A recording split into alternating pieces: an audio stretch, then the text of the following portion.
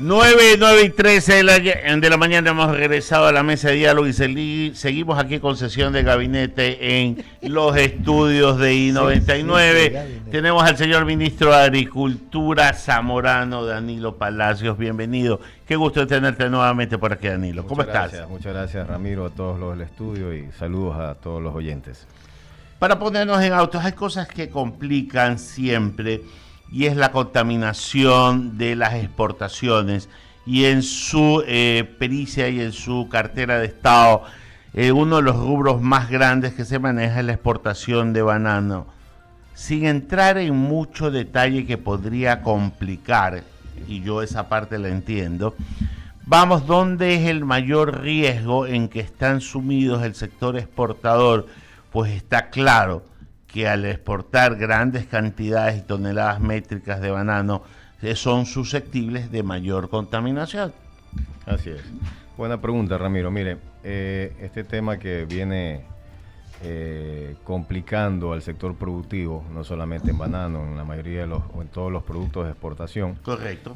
Banano es un producto que genera un gran volumen de exportación semanal, y va en contenedores su gran mayoría, ¿no? Semanalmente se exportan alrededor de 5.300 contenedores. ¿Qué significa eso? Que se presenta una oportunidad para estos grupos narcodelictivos de poder contaminar en 5.500 oportunidades, ¿no? Y en base a cómo se da el proceso nuestro, ¿no? Que empezamos en campo, en el empaque, el día del corte, donde se cosecha y se empaca, y luego se transporta, dependiendo si es de los ríos, de Guayas o el Oro, se transporta. Podríamos ir enumerando las partes del proceso para ir cuantificando el nivel de riesgo en cada instancia. Sí, claro que sí. A ver, lo que es empaque, ¿no? Y le comento que esto ha ido cambiando. Usted sabe, nosotros, y personalmente que venimos también del mismo sector, tenemos ya alrededor de 28 años exportando. Esta situación empieza a crecer a partir del año 2009-2010, cuando empieza a crecer el número de contenedores. Pero ¿dónde existen las probabilidades? Primero en el campo, en la empacadora, porque también le comento que esta gente, llámese por amenazas de muerte o por ofertas grandes de dinero, trata de convencer o involucrar, en este caso, al quien empaca, al quien opera la empacadora. Luego viene el tema del proceso del transporte. Ahí ya van tres. Sí, a ver, empaque, transporte, ¿no? Esa es otra posibilidad. Y en base a estadística que nosotros hemos revisado, transporte es uno de los de mayor porcentaje, ¿no? Donde se da la contaminación. Como le decía hace un rato, no depende de los ríos a Puerto Guayaquil, de Guayas a Puerto Guayaquil o Pozorja. En el Oro la gran mayoría va desde el mismo sector a Puerto Bolívar. Una parte, creo que el 15% viaja hacia Guayaquil también a ser exportado. Entonces, en esos tramos se puede dar la posibilidad de contaminación. Y también existe estadística, y lamentablemente, porque eso yo lo he visto, el mayor porcentaje de contaminación se da en los puertos, ¿eh? Yo veía una estadística donde alrededor del 35 a 37% está dado en los puertos. Luego también hay la posibilidad en alta mar, porque también se está dando eso. Hay un porcentaje, yo veía, creo que es alrededor del 8%, donde, por ejemplo, acá en Guayaquil, en todo el Golfo, mientras sale del Golfo... Pero ahí ya escapa a ustedes y a su control, eso ya es de la Marina. En este caso de naviera marina, ¿no? De la naviera como tal, ¿no? La situación... nosotros no somos un país productor de droga, somos un país de tránsito. También otra estadística que veía, que Colombia en este año ha crecido en lo que es producción de coca, ha crecido en un porcentaje. Hay una sobreoferta.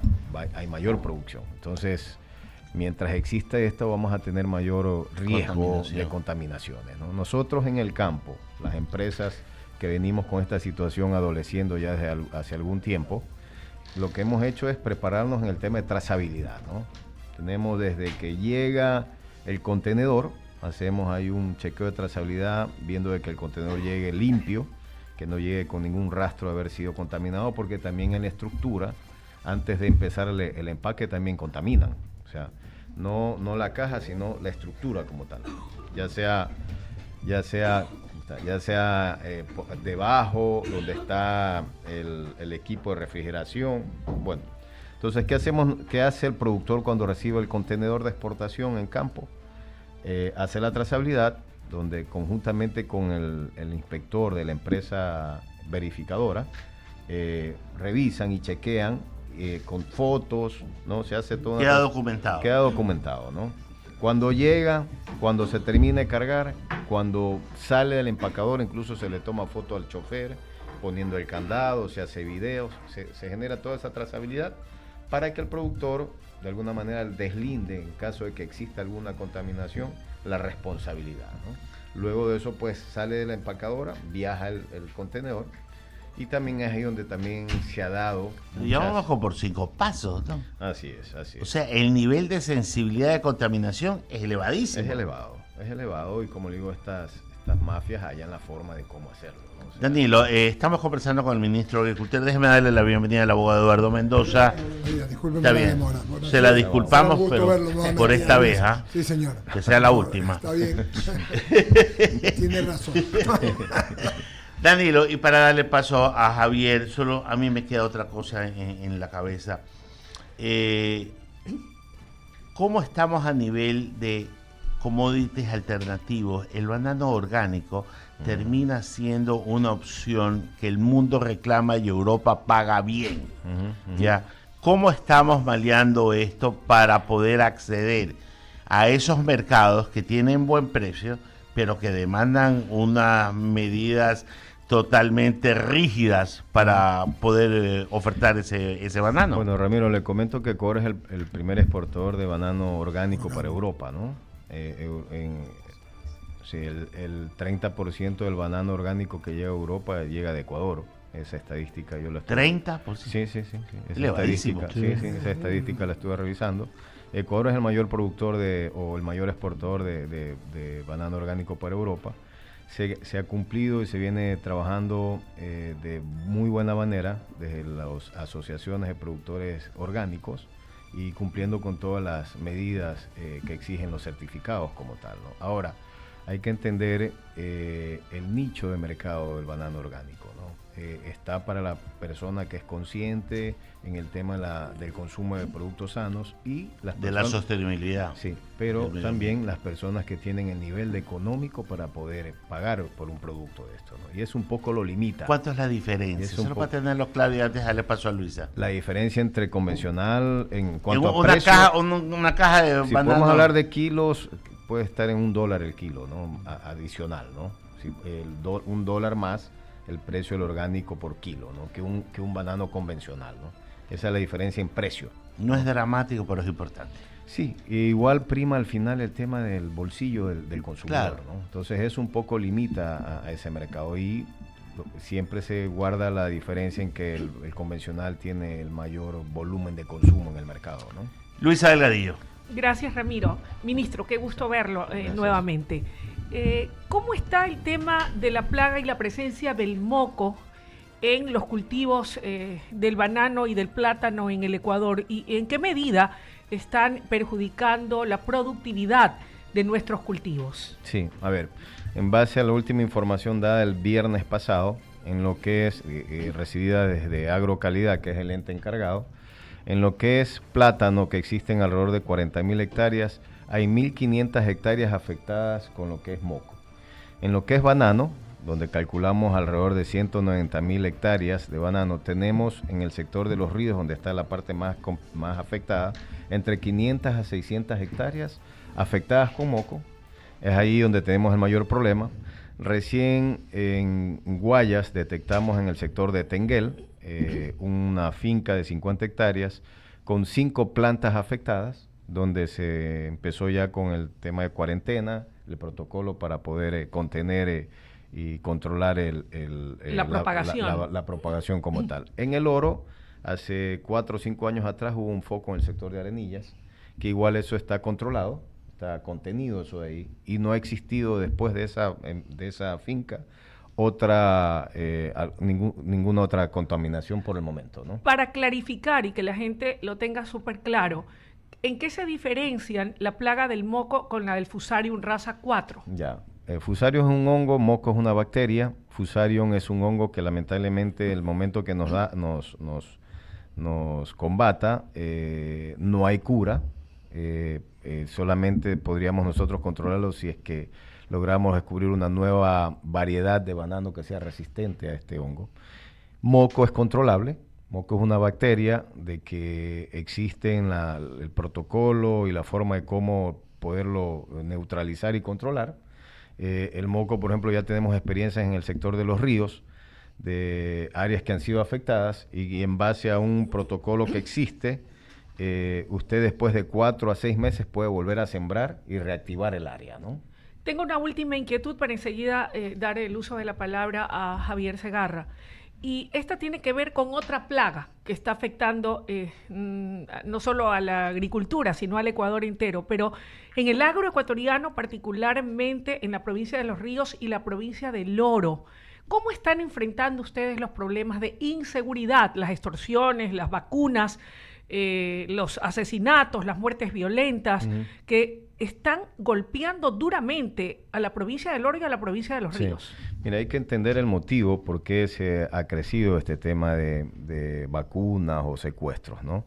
Se viene haciendo un buen trabajo en el control de contaminación de droga, de poder detener tanta contaminación que se viene dando. Tenemos estadísticas. Por ejemplo, el año pasado se llegaron a detectar alrededor de 230 contaminaciones. En base a lo que va del año, esperamos que este año tengamos 300 detenciones, ¿no? Entonces, el buen trabajo que se está haciendo en detectar las contaminaciones hace que haya menos dinero para estas mafias, que es la forma como ellos se subsisten, y eso provoca de que busquen otros medios para poder continuar, ¿no? Ahí crece el tema de secuestros, ahí crece el tema de lo que es vacunas. ¿Qué estamos haciendo nosotros? Una conexión directa con los actores, con productores, con asociaciones. Casualmente nosotros tenemos organizados,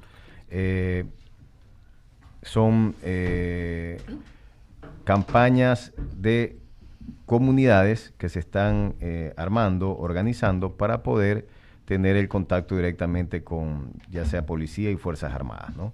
Lo que hemos hecho es un trabajo muy de cerca, donde estamos pidiendo que la información sea lo más rápido y veraz para nosotros poder llegar y controlar, ¿no? Ahora, esto es un proceso.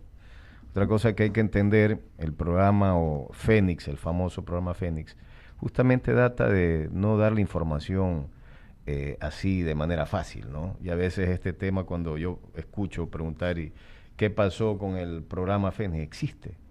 Y parte de esto es justamente no poder dar la información que puede llegar a manos de nuestros enemigos, ¿no? Entonces, a veces es un tema de actuar sin avisar, sin previo aviso, y las cosas se están dando, ¿no? Ahora, hay que medir.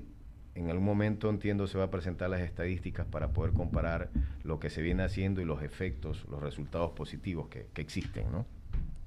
Ministro, en todo caso, el tema de la inseguridad debe preocupar no solamente al ministerio como tal, sino a los propios dueños, propietarios de las haciendas bananeras, porque desde ahí parte toda la situación de contaminación y de extorsión, o extorsión y contaminación posterior a ello. En cuanto al precio de la caja de la fruta, ¿cómo está el tema? El precio, bueno, para este año el precio que se fijó, que se lo fijó en el año anterior, en octubre del año anterior, es de $6.85 el precio oficial. ¿No ha habido problema con ningún No, el precio sector? No ha habido problema. Yo creo, recuerdan en la primera entrevista que tuve acá en la radio, hablaba de que habíamos logrado el 60% del volumen bajo contrato, ¿no? Y existió un 40% de productores que no tomaron la decisión de firmar contrato, y que nos crea también es un problema, claro, porque de alguna manera existe una ley, existe un precio, pero un 40% es un volumen significativo que tú no puedes no permitir que se exporte. Claro. Y hemos tratado de ver cómo manejamos, y estamos en una campaña donde yo he sido muy abierto tanto con productores como con exportadores, de que tenemos que sentarnos en la mesa para hallar la mejor fórmula de poder continuar con nuestro negocio, ¿no? No puede ser posible que exista una ley donde tenga el precio oficial y un gran grupo de productores que no quiera firmar precio con el precio oficial. Pero ha sido siempre eso, Así ministro, es. ¿no? Y ese gran grupo, o ese 40% hoy día, ha tenido un mejor precio que el oficial. Nosotros calculamos que hay una diferencia, hay un promedio de alrededor de $8 a la fecha de precio cobrado. Los que no han tenido el contrato. Los que no han Es tenido que ahí el viene el contrato. tema, no le digo porque esto no es nuevo hablar de esto. Ujú.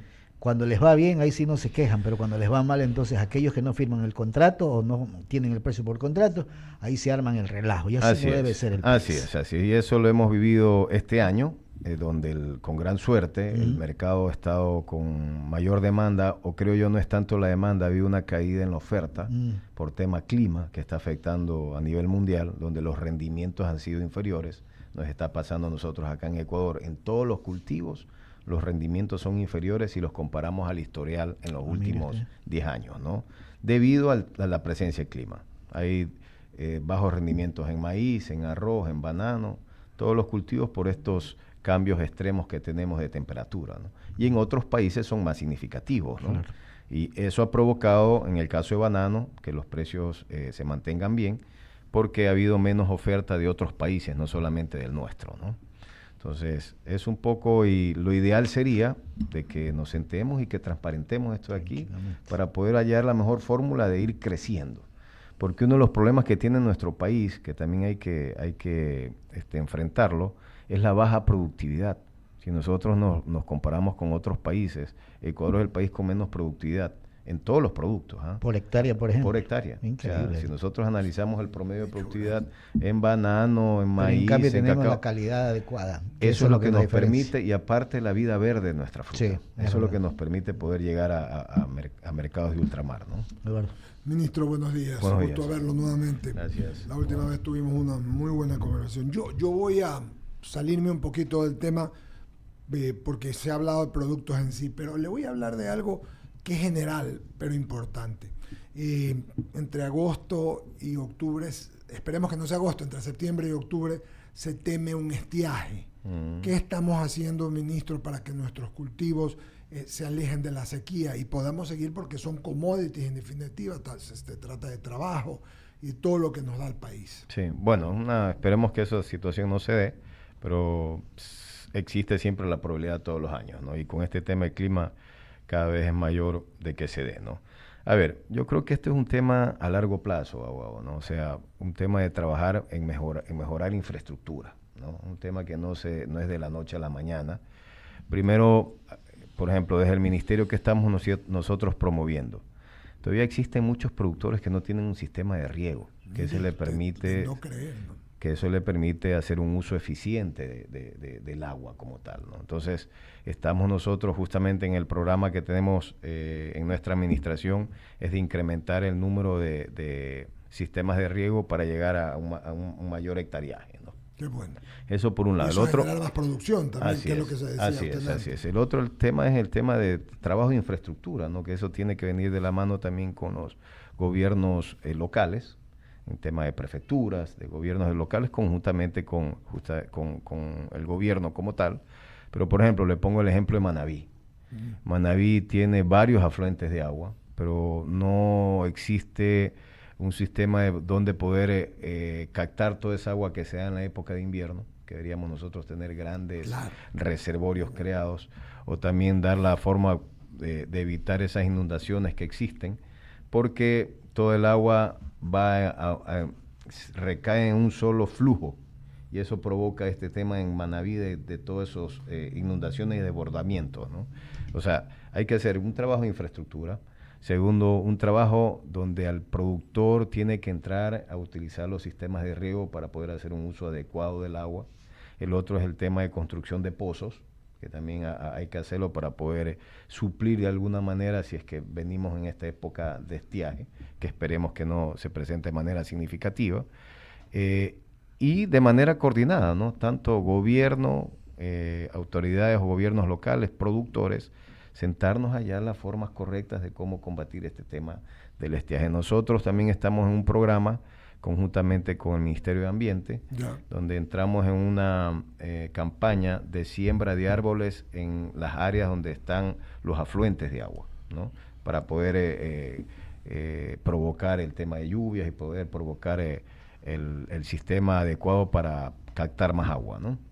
Muy bien, solo para decirle que Dios tiene corazoncito ecuatoriano. Cuando nosotros pedimos que hay mucha lluvia, le pedimos, Dios mío, ya no más lluvia. Y cuando no hay lluvia y sequía, le pedimos, y lo que pasa es que se desperdicia el agua. Y ese es un tema que le toca a usted poner punto, el dedo en la llaga, es la verdad. Sí, y ese es un mal de los 40 años que volvimos a la democracia. Muy cierto. Y otra cosa que hay que también tener presente, la ubicación geográfica en nuestro país de alguna manera nos ayuda, ya que estar en el centro del mundo hace que estemos distantes de los polos donde se están dando los mayores problemas o efectos climáticos como tal, ¿no? Entonces, esos países están sufriendo más las condiciones extremas del cambio climático. Nosotros, con gran suerte, como usted bien lo dice, somos bendecidos por Dios, estamos en el centro del mundo y eso nos crea condiciones favorables, menos agresivas de lo que se está viviendo hoy día con el fenómeno climático. Ministro, no hay maíz. ¿Van a importar? ¿Se va a hacer alguna importación de maíz? Estuvimos, le comento, la semana pasada en una mesa consultiva con los actores, con quienes representan a tanto el sector industrial como productor, analizando la situación, ¿no? El año pasado, justamente cuando yo me senté en las primeras semanas en esta administración, me tocó inaugurarme con una mesa consultiva para decidir la importación o no de maíz, que lo hicimos, decidimos hacerlo, luego de un trabajo de campo, donde fuimos a obtener la información real del inventario que teníamos, tanto en campo como en almacenado, y en base a eso lo hicimos. Estamos haciendo el mismo procedimiento ahora. Justamente esta semana vamos a estar en el campo, con la presencia de nuestro personal, con la presencia de los representantes de productores de industria, para poder tener el escenario más real posible en cuanto a la disponibilidad del producto, ¿no? Va a haber la necesidad de importar, vamos a tener que llegar a los números más cercanos a la realidad para tomar la decisión, conjuntamente con los actores del negocio como tal, ¿no? Le comento que esa importación que hicimos el año pasado, que autorizamos a hacer 91.500 toneladas, es la que de alguna manera provocó de que los precios estén bien. No autorizamos una importación con un volumen exagerado y eso ha creado que los precios estén bien. Ahora, hay que ser conscientes, y eso también hago un llamado a todos los actores, ¿no? Porque a veces esto se vuelve al final un tema político. De que empiezan a decir de que el ministro está del lado de los industriales o está del lado de los productores. Hay que ser conscientes que existe una responsabilidad grande de garantizar la soberanía alimentaria, ¿no? Maíz o el balanceado que se da es para la proteína, para alimentos como pollo, como cerdos, que somos nosotros quienes consumimos. Así es. Y el consumidor, creo que esa práctica la hacemos todos cuando vamos al supermercado, sí, señor. ¿No? Vamos a escoger el mejor producto con mejor precio. Sí.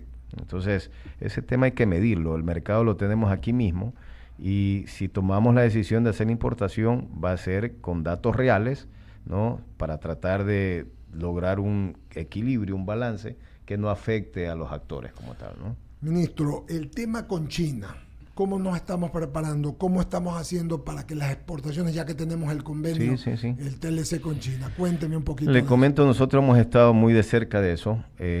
Hace 2 semanas atrás yo no pude viajar, estuvo el viceministro, donde hemos estado ya preparando el terreno para empezar ya con las importaciones. El próximo mes, el mes de septiembre, está llegando el ministro de Aduana de China, porque nosotros estamos tratando de sentarnos con ellos para analizar y poder ser lo más eficiente posible en abrir los permisos de importación para todos los productos, ¿no? Ya hicimos el primer producto, que ya estaba eso en camino. Conectamos una empresa china con productores y exportadores de pitahaya, de acá del sector de la Amazonía, de Palora.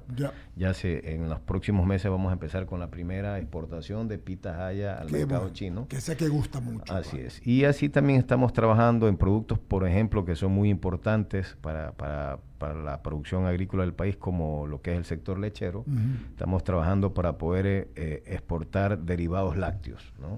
Leche es el producto con Estamos una hablando producción... de queso, yogur, de esas quesos, cosas. yogur, mantequilla, ¿no? Leche es el producto que personalmente a mí más me preocupa porque su producción es superior a la demanda que tenemos acá en el país, ¿no? Entonces, estamos en un trabajo conjunto también con los productores, la industria, tratando de ver cómo promovemos tanto internamente como internacionalmente el consumo de este producto, ¿no? Por último, sus retos y desafíos para lo que le queda, si es que es reelecto el presidente, capaz usted puede seguir, pero capaz no. ¿Qué retos y desafíos hasta el final? Mire, una de las cosas que yo incluso siempre le digo al presidente, si nosotros no logramos dejar implementado la política de Estado para el sector agrícola, no hemos hecho nada, ¿no? Si nosotros analizamos lamentablemente este tema de nuestro país que ha sufrido en 10 años tener 4 gobiernos y este tema de cambiar de autoridades trastoca, ¿no?, los proyectos que se tienen. Y creo que es de beneficio para nuestro país, no solamente en el sector agrícola, en todos los sectores, dejar encaminada la ruta al desarrollo, ¿no? Nosotros venimos trabajando con los sectores productores, agroindustriales, en una agenda donde estamos queriendo dejar ya implementada la política de Estado para el sector agrícola. Ese creo que es uno de los mayores retos para nuestro país, para nuestro sector, ¿no? También uno de los retos que va de la mano el tema de la investigación. Qué interesante. Nosotros, justamente yo me he propuesto y estoy en ese trabajo de crear un centro de investigación de banano en mi provincia, en El Oro. Ecuador es el primer país exportador de banano del mundo y no puede ser que traigamos tecnología de otros países cuando nosotros deberíamos ser quienes vendamos la tecnología o seamos quienes innovemos en el tema de banano, ¿no? Y así como banano en la provincia del Oro tenemos también, eso también lo hemos analizado con el presidente, queremos hacer un centro de investigación para gramíneas, maíz, arroz en el sector de los ríos y también un centro de investigación para ganadería, ¿no?, para lo que es mejoramiento genético, etcétera, que lo tenemos pensado hacer en la provincia de Manabí, ¿no? Qué bueno. Entonces, qué bueno, ministro. Estamos con esos retos y, mire, va más de la mano. Yo siempre digo que una persona o un grupo de personas no va a poder cambiar el país. Sí, este es un tema donde necesitamos estar unidos todos y creer en el trabajo que se está haciendo. Gente joven, gente que no está involucrada en el sector político, de alguna manera alguien me decía, es negativo que la gente que llega al gobierno no tenga experiencia política. Veamos los resultados de lo que sucedió en el pasado, ¿no? Claro. O sea, ¿qué hemos logrado? Yo creo que nosotros, mientras menos intervención burocrática o política tengamos, es saludable para el país, ¿no? Correcto, ministro Danilo Palacios, gracias por estar con nosotros hoy día. Hemos conversado largamente de él, me satisface porque hemos realmente, como se dicen los militares y los policías, peinado todo lo que tiene que ser.